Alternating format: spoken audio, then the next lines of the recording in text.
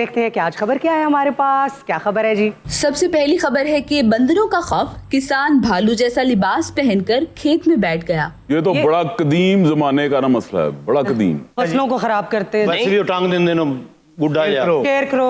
नहीं हर दौर च बंदर नहीं ना होंगे, मतलब मुख्तलिफ जानवर होंगे। नहीं बंदर हर दौर में है। कौन सा दौर था जब बंदर नहीं हुआ करते थे? एक दौर दे विच टिड्डी दल भी आया ना, जेड़ा फसल खराब कर दिंदा। एक इंटरेस्टिंग बात जो मैंने नोट की, क्या? वो टिड्डी का जो साइज है ना, हाँ लाला जी बिल्कुल काशा झूठ बोल दी भी। सरदार साहब सही कह रही हैं काशा। पिछले साल सिंध और पंजाब में टिड्डी दल का बहुत सख्त हमला हुआ था। नहीं की कह रही, लाले वाली गल या टिड्डी दल वाली? कहाँ टिड्डी कहाँ मैं, कहाँ टिड्डी का शोरबा। अच्छा आपको पता है वैसे प्रोटीन का बहुत बड़ा सोर्स है। हाँ लोग खाते। गल्फ में जाके देखें बहुत महंगा बिकता है। टिड्डी बिरयानी भी यहाँ पे काफी है। हाँ जी और सिंध में खाई जाती है। एक बंदे ने वापस करती है, उन्हें कि टिड्डियां उड़ गई ने। और बहुत से होटल्स पे लड़ाई हो गई है कि यार ये लेग पीस इतना कमजोर क्यों दिया, बोला इतना ही होता। टिड्डी का एडा लाइक पीस नहीं हो सकता ना। रात दा लाला ते टिड्डियां नु जप्पे। और ਇਹੋ ਜੀ ਟਿੱਡੀ ਕਿਸੇ ਦੀ ਬੈਠਕ 'ਚ ਡਿੱਗ ਜਾਏ ਨਾ, ਉੱਥੇ ਐਵੇਂ ਚੂਹਾ ਮਿਲੇ ਉਹਨੂੰ ਕਹਿ ਰਹੀ ਹੁੰਦੀ ਮੁਝੇ ਅਗਲੀ ਬਿੱਲ ਤੱਕ ਡ੍ਰੌਪ ਕਰ ਦੋ। बाहुबली के कपड़े पा के टिड्डियां मार रहे हैं। जाहिल इंसान, बहू कभी भी बली नहीं होती, बाहू होता। ਇਹੋ ਜਿਹਾ ਮਾਸਟਰ ਜਿਹੜੇ ਚਾਕ ਨਾਲ ਲਿਖਦਾ ਨਾ, ਉਹ ਹੀ ਖਾਣਾ ਸ਼ੁਰੂ ਕਰ ਦਿੰਦਾ। क्या कह रहा था? ये है किसने जब वाकया जी? खबर तो ये भारत की है, लेकिन किसानों को ना ये अपनी फसलें बचाने के लिए बड़े बड़े जतन करने पड़ते हैं। कभी टिड्डी दल का हमला हो गया, परिंदे, जानवर और अब बंदर। उन्हें खल पाई बंदर ने किया कुछ नहीं, उन्हें कहा साढ़े ना हटवा ना कर, फसल तो असं फिर भी खराब कर।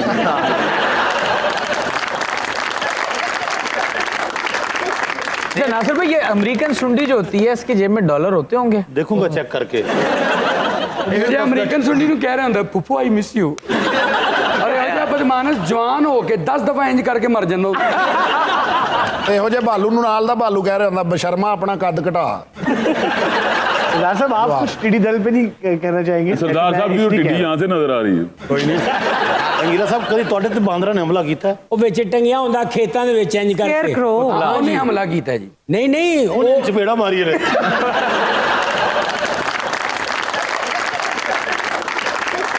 ਮੈਂ ਗਿਆ ਉੱਥੇ ਤੇ ਮੈਂ ਜਾ ਕੇ ਨਾ ਥੱਲੇ ਉਹਨੂੰ ਦੇਖਿਆ ਬਾਵੇ ਜੀ ਨੇ। ਇਹਨੇ ਇੰਜ ਕਰਕੇ ਵੇਖਿਆ ਦੀ ਵੇਖ ਡਿੱਗ ਪਈ, ਉਹਨੂੰ ਵੇਖ ਕੇ ਦੌੜ ਗਿਆ। ਉਹਨੇ ਇੰਜ ਕਰਕੇ ਉਹਨੂੰ ਵੇਖਿਆ, ਉਹਨੇ ਕਿਹਾ ਉਹ ਚਲੋ ਦਫਾਓ। ਨਹੀਂ ਮੈਂ ਉੱਥੇ ਗਿਆ ਨਾ, ਮੈਂ ਕਿ ਕਿਹੜੀ ਗੱਲ ਜਿਸ ਕੋਲੋਂ ਪਰਿੰਦੇ ਨੂੰ ਕੋ ਡਰ ਜਾਂਦੇ ਨੇ। ਉਹਦੇ ਸਿਰ ਤੇ ਇੱਕ ਦੇਸ਼ਕੀ ਜੀ ਵੀ ਰੱਖੀ। ਹਾਂਡੀ ਮੂਦੀ ਮਾਰੀ। ਹਾਂ ਉਹ ਜਿਹੜੀ ਹਾਂਡੀ ਜੀ ਸੀ ਨਾ, ਮੈਂ ਉਹਨੂੰ ਖੜਕਾਇਆ ਤੇ ਬੰਦੇ ਨੇ ਹਾਂਡੀ ਚੁੱਕ ਕੇ ਥੱਲੇ ਰੱਖੀ। ਗੱਲਾਂ ਨੇ ਤੇਰੀ ਜ਼ਿੰਦਗੀ ਦੇ ਉੱਤੇ। ਮੈਂ ਕਿਹਾ ਇਹ ਲੋਹੇ ਦੀ ਏ ਜਾਂ ਕਿ ਮਿੱਟੀ ਦੀ ਏ? ਤੁਹਾਡੇ ਵਰਗੀ ਤੋਤੀ ਤੇਜ਼ ਉੱਡੇ ਨਾ ਕੰਧ 'ਚ ਵੱਜ ਕੇ ਬੇਹੋਸ਼ ਹੋ ਜਾਂਦੀ ਹੈ। वैसे मैं नोट कर रहा हूँ सरदार साहब वाकई आप चुप हैं, आप हिस्सा नहीं ले रहे। ਜ਼ਿਮੀਂਦਾਰਾਂ ਦੇ ਬੱਚੇ ਗੁਫ਼ਤਗੂ ਕਰ ਰਹੇ, ਮੈਂ ਚੁੱਪ ਕਰ। ਅੱਛਾ ਜੀ ਫਿਰ ਕੀ ਹੋਇਆ? ਉਹ ਮੈਂ ਹਾਲੀ ਉਹ ਦੇਸ਼ ਕਾ ਇਹ ਲਾ ਕਹੀਂ ਕਰ ਵੇਖ ਹੀ ਰਿਹਾ ਸਾਂ ਤੇ ਬਾਂਦਰਾਂ ਨੇ ਹਮਲਾ ਕਰ ਦਿੱਤਾ। 3 ਬਾਂਦਰ ਸਨ, ਨਾਲ ਇੱਕ ਉਹਨਾਂ ਦਾ ਬੱਚਾ ਸੀ। ਇਹਨੂੰ ਚਿਮੜ ਗਏ ਅੱਬੂ ਅੱਬੂ ਕਰਕੇ। ਇੱਕ ਬਾਂਦਰ ਸ਼ਰਾਰਤੀ ਸੀ, ਉਹਨੇ ਦੇ ਵਿਗ ਲਾ ਕੇ ਨਾ ਤੇ ਆਪਣੇ ਸਿਰ ਤੇ ਪਾ ਕੇ ਕਹਿੰਦਾ ਤੁਹਾਨੂੰ ਮੈਂ ਦੱਸਣਾ।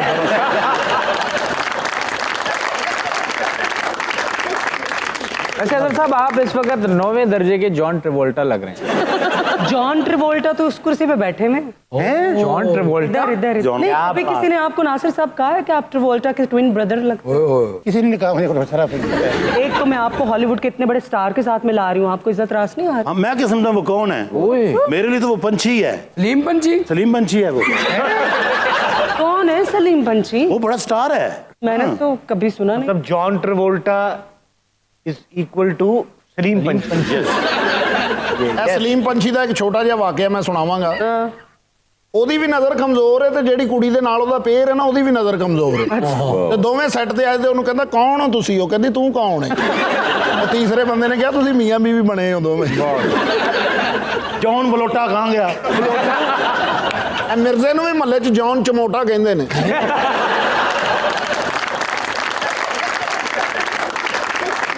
सरदार साहब आपको क्या हुआ है? मैं वो हैरान हूँ कि वो नहीं sir, I can read your face from here. ओहो लाला, फेस रीडिंग शुरू कर दिया। यस, फिजियोनॉमी मेरी बहुत स्ट्रांग है। फिजियोनॉमी स्ट्रांग है, फिजिक माड़ी है।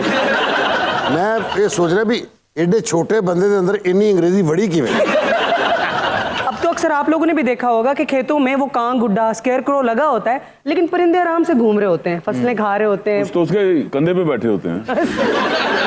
अब तो किसान भी बड़े एडवांस हो गए। जापान में तो बाकायदा रोबोटिक भेड़िए जो होते हैं ना, वो बना के सबसे टॉप के ऊपर उनको खड़ा कर दिया जाता है और बाकायदा उनकी आंखों से लेजर लाइट्स भी निकलती हैं। और जापान की क्या बात है, उन्होंने जापानी फाली नहीं मान। आपको परसिमन काकी अच्छी लगती है नहीं? क्या परसिमन काकी पसंद है आपको? काकी जो है ना, काकी सी है। जापानी फल को कहते हैं परसिमन काकी। छोटी जो होती है ना उसको कहते हैं परसिमन काकी। जी जी जी। हाँ, जो उससे बड़ा होता है ना उसको परसिमन काका कहते हैं। सरदार साहब ਤੁਸੀਂ ਤਾਂ ਚੜਾਉਣ ਆਏ ਹੋ।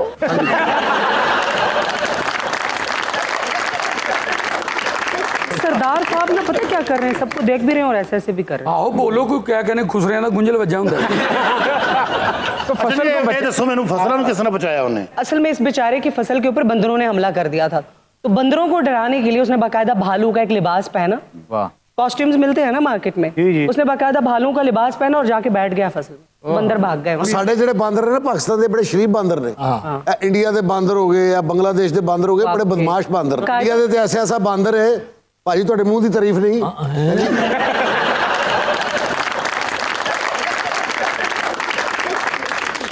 जी अगली खबर क्या है?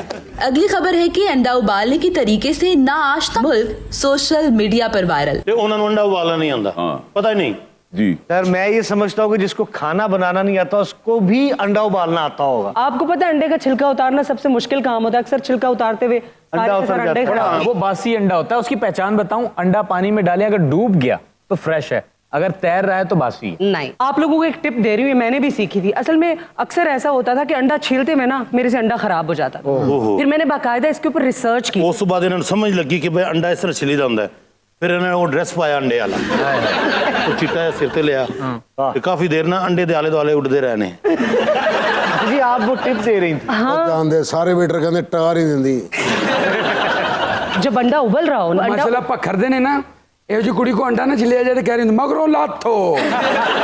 जब अंडा उबल रहा हो ना तो पानी के अंदर ना आप 2 चुटकी नमक डाल दें और फिर अंडे को निकाल के ना गर्म पानी से ठंडे पानी में रखें। फिर उसके बाद उसको बाहर निकालना है और ऐसे हल्का सा टक टक करके दोनों हथेलियों पे रखेंगे ना और ऐसे घुमाएंगे ना तो उसका ऑटोमेटिकली छिलका जो है ना वो बिल्कुल ऐसा अंडे की स्किन से अलग हो जाए। अच्छा, गेम सारा पता है उसकी झिल्ली का होता है। मुल्क नहीं बताया आपने कि ये मुल्क कौन सा है? मुल्क का नाम सुन के आप हैरान हो जाएंगे क्योंकि बर्तानिया एक ऐसा मुल्क है जहाँ 1/4 लोगों को अंडा उबालना नहीं आता। लेकिन मुझे हैरानगी नहीं हो रही क्योंकि अंडा उबालना बहुत मुश्किल काम है, टाइम टेकिंग है। ਖਾਂਸਾ ਵਰਗਾ ਬੰਦਾ 2 ਅੰਡੇ ਖਾਣ ਤੋਂ ਬਾਅਦ ਆਪਣੇ ਡੋਲੇ ਵੇਖਣ ਲੱਗ ਪੈਂਦਾ ਹੁੰਦਾ।